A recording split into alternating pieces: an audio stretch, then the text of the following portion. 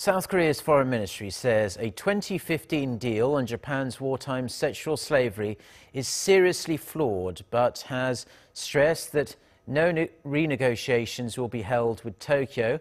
That being said, the ministry is urging Japan to take extra steps to help the Korean victims regain their honor and dignity. Kwon Jang-ho with the details.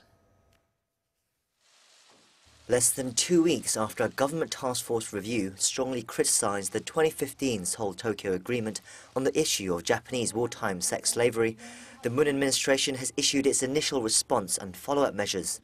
Foreign Minister Kang Kyung-wha declared on Tuesday that the deal did not resolve the issue as it had stated.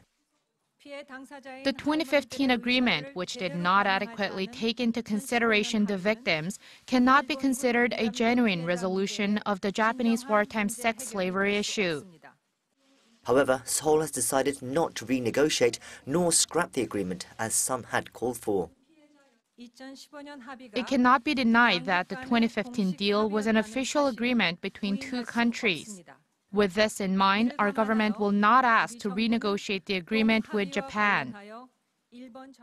Kang also revealed that Seoul will put aside $8.9 million to help the victims, rather than use the equivalent amount offered by Tokyo in the 2015 deal as a compensation fund. As for the money from Tokyo, they plan to have further discussions on what to do with it. Seoul also called on Tokyo to make efforts of their own accord to help ease the victims' suffering and give them a sincere, voluntary apology. Tokyo issued an initial response saying that it will not accept Seoul not honouring the agreement. Japan's Foreign Minister Taro Kono said that the deal was a promise between two nations, irrespective of changes in government, and that it will issue a strong complaint to Seoul.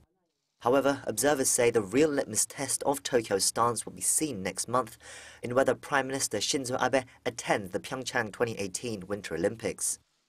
Meanwhile, several victims themselves at a special care home for survivors of the atrocity were reported to have criticised the announcement, saying the deal needs to be scrapped altogether.